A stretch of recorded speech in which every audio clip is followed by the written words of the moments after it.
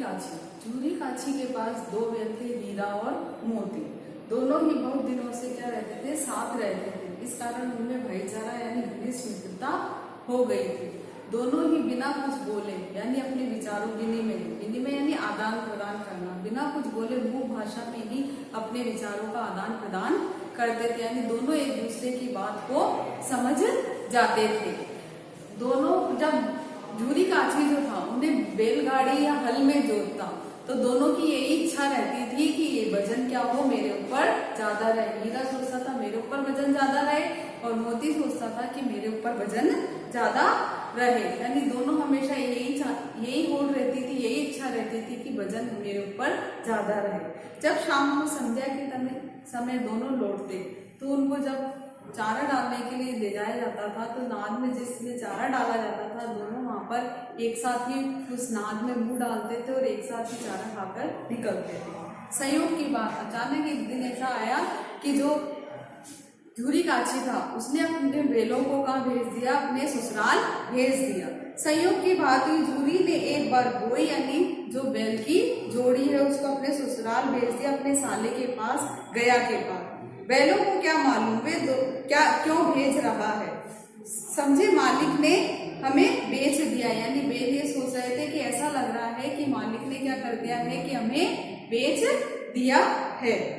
अपना या यूं बेचा जाना उन्हें बिल्कुल अच्छा नहीं लगा या बुरा, कौन जाने। पर झूरी के साले गया हो घर तक, गोई के ले जाने में दांतों पसीना आ गया। गोई यानी बैलों की जोड़ी को ले जाने में उसको अपने घर तक, जो झूरी का साला था गया, उसको अपने घर तक ले जाने में क्या आ गया, उसको बहुत पसीना आ गया, यानी उसको बहुत परेशानी उठानी पड़ी। दोनों ही बैल उधर उधर भाग जाते थे। जैसे ही उनको पीछे से आता, एक बैल दाएं भाग जाता, दूसरा बैल बाएं भाग जाता था।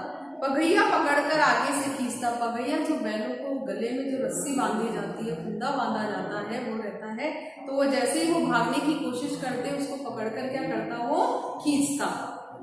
तो दोनों पीछे को जोड़ लगाते, मारते तो दोनों सींग नीचे करके पुकारने लगते। जैसे उनको मारता तो उसको सींग दिखाने लगते थे।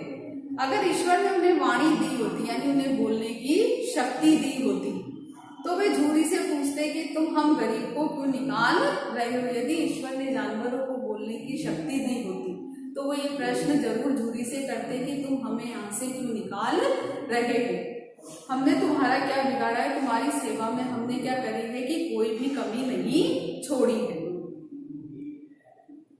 कसर नहीं छोड़ी। अगर इतनी मेहनत से काम नहीं चलता तो और काम ले लेते हो। मन में सोचने लगे कि यदि तुम्हें इतनी मेहनत से काम नहीं चलता तो तुम हमसे और काम ले लेते और मेहनत करवा लेते, लेकिन तुम हमें क्या करते, बेचते नहीं। तो हमें तो तुम्हारी चाकरी में मर जाना कबूल था। हमने कभी दाने चारे की शिकायत नहीं की, तुमने जो खिलाया वह सिर झुकाकर खा लिया, फिर तुमने हमें इस जालिम के हाथों क्यों बेच दिया। यानी कि तुम हमें जैसे रखते, जिस भी परिस्थिति कैसे भी रखते, हम सब रह लेते।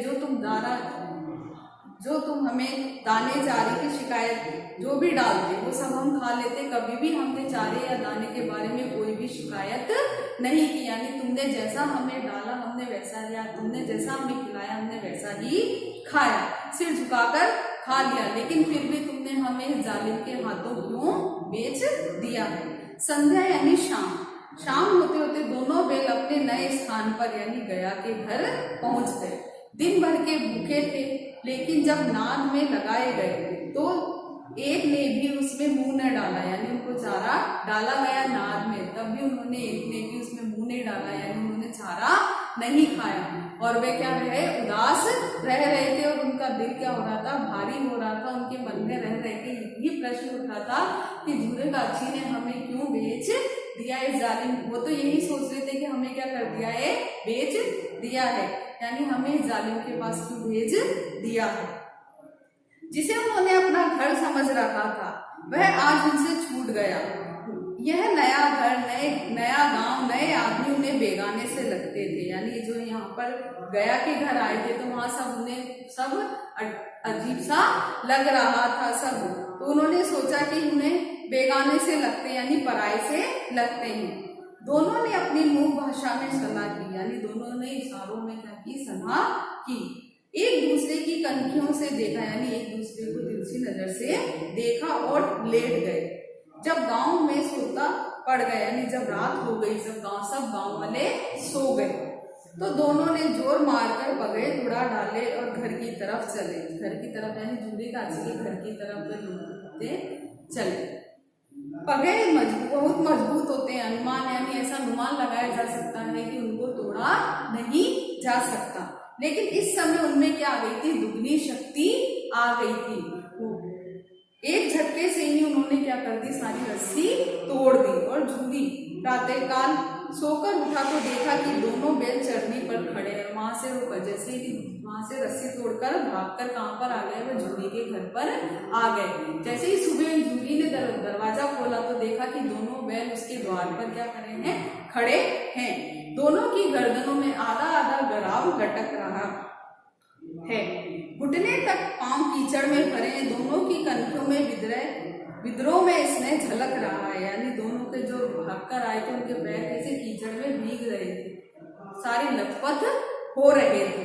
दोनों की आंखों में विद्रोह में स्नेह झलक रहा था, यानी प्रेम भी था, लेकिन वो प्रेम कैसा था, विरोध यानी विद्रोह कर रहे थे। कि जैसे वो जूरी से पूछ रहे हो कि तुमने हमें क्यों भेज दिया है, यानी तुमने हमें वहां पर क्यों भेज दिया है।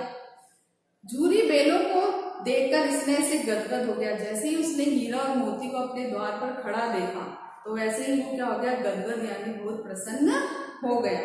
दौड़कर उन्हें गले लगा लिया, प्रेमालिंगन दिया, यानी उन्हें अपने गले लगा लिया। चुंबन का वह दृश्य बड़ा ही मनोहर, यानी वो दृश्य बड़ा ही मन को अच्छा लगने वाला था। जब जूरी ने दोनों बैलों को अपने द्वार पर खड़ा देखा और उन्हें अपने आलिंगन यानी उन्हें अपने गले से लगा लिया। घर और गांव के लड़के जमा हो गए, तालियां बजा बजाकर उनका स्वागत करने लगे। आसपास के जो गांव के लोग थे, जो लड़के थे, वो सब वहां पर इकट्ठे हो गए। उन्होंने देखा कि ये दोनों वापस गया के वहां से वापस लौटकर कहाँ गए हैं, कि जूरी के घर पर आ गए। जब उन्हें वहां खड़े देखा तो सभी गाँव वालों ने तालियां बजा बजाकर उनका क्या किया, स्वागत किया।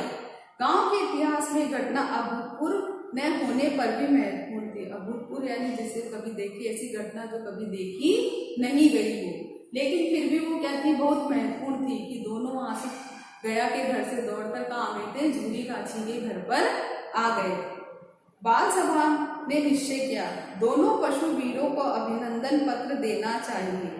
कोई अपने घर से रोटियां लाया, कोई गुड़, कोई चोकर, कोई भूसी लाया। यानी जब वो वहां पर जूरी काची के घर आए तो सभी गांव वालों ने उनका क्या किया, स्वागत किया। सभी उनके लिए क्या लाए, कोई रोटी लाया, कोई गुड़ लाया, कोई आटे की भूसी, चोकर यानी जो आटे की भूसी होती है वो लेकर आए। सब उनके खाने के लिए गांव वाले लेकर आने लगे। एक बालक ने कहा, ऐसे बैल किसी के पास नहीं होंगे। दूसरे ने समर्थन किया, यानी जब उस भीड़ में जो एक बालक था उसने कहा कि ऐसे बैल की जोड़ी है जो किसी के पास भी नहीं होगी, जो वापस लौटकर अपने मालिक के घर पर आ गए हैं। तो जो भीड़ में जो दूसरा व्यक्ति था उसने उसकी बात से समर्थन यानी उसकी बात से सहमत हुआ। इतनी दूरी से दोनों अकेले चले आए। तीसरा बोला, बैल नहीं है, वे उस जन्म के क्या है, आदमी यानी इंसान है। इसका प्रतिवाद करने का किसी को साहस नहीं हुआ, यानी इसका किसी भी जो आसपास के जो लोग खड़े थे, गांव वाले थे, उन्होंने भी इनकी किसी भी बात का किसी का विरोध नहीं किया। जैसे जूरी की स्त्री ने बैलों को द्वार पर देखा, स्त्री यानी उसकी पत्नी ने जल उठी, यानी उसको क्रोध आ गया। देखा कि बैल लौटकर वापस कहाँ आ गए हैं, कि जूरी के घर पर आ गए हैं, तो वह उन्हें वहां पर देखकर क्या हो गई, क्रोधित हो गई। बोली, कैसे नमक हराम बैल थे, एक ही दिन में वहां काम नहीं किया और भाग खड़े हुए। यानी दोनों वहां से बिना काम किए ही यहाँ पर भाग आए हैं, एक दिन भी गया के घर पर नहीं रुके। स्त्री ने रोग के साथ कहा, बस तुम ही तो बैलों को खिलाना जानो। जूरी अपने बैलों पर यह आक्षेप सुन न सका। आक्षेप यानी किसी पर कोई दोष लगा। जैसे ही उसकी पत्नी ने उन बैलों पर क्या लगाया, दोष लगाया कि वहां पर एक भी दिन काम नहीं किया और यहाँ पर क्या है, भाग आए, तो उसने जो जूरी था वो आक्षेप सुन न सका। नमक हराम क्यों, चारा दाना न दिया होगा तो क्या करते।